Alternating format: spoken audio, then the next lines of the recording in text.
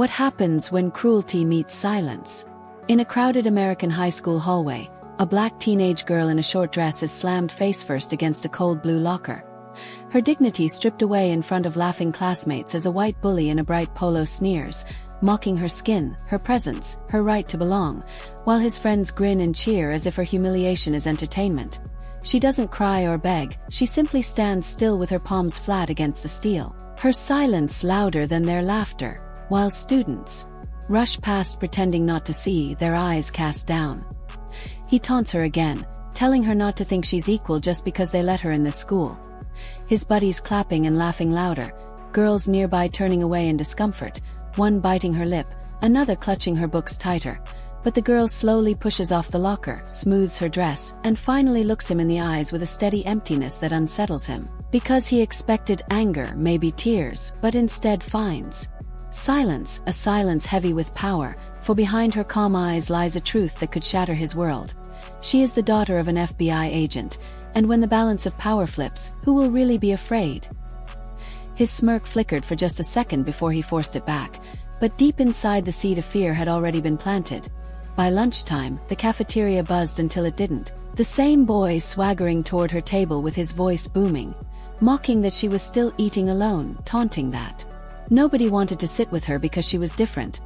His words cracking like a whip as trays clattered and kids turned to watch, some whispering, others lowering their heads to avoid being dragged into it. She picked up her fork, set it down gently, then looked up, her silence cutting sharper than any insult as she locked eyes with him, and in that gaze his throat tightened. His friends waiting for her to crumble, but instead he felt something inside himself collapse. The cafeteria frozen. Time stretching as he shoved her tray to the floor with food splattering across the tiles, gasps erupting around them. Yet she remained unshaken, still silent, and that broke him more than any punch could, because by evening the story was already wildfire spreading through the school. Someone whispered that she wasn't just a regular student, and someone else swore they'd seen men in suits near the school gate. The bully laughed it off until the next morning when two men in dark jackets stood at the entrance, not touching him, not threatening, just waiting, and when he tried to pass, one of them spoke. Mr. Morgan would like a word. A name that made his blood run cold, because everyone knew Special Agent Morgan of the FBI. He turned and saw the girl by the lockers, calm, silent, watching, no smile, no gloating, and that alone nearly brought him to his knees, because for the first time he wasn't the predator. He was prey. And from that day the school shifted. The once loud bully walked hallways with lowered eyes while his old friends whispered instead of laughed, and the black girl never raised her voice or boasted.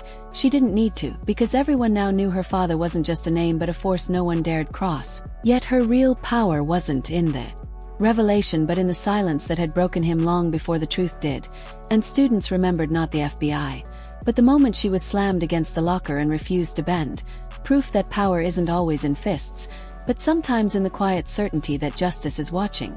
So tell me, do you believe silence can be more powerful than violence?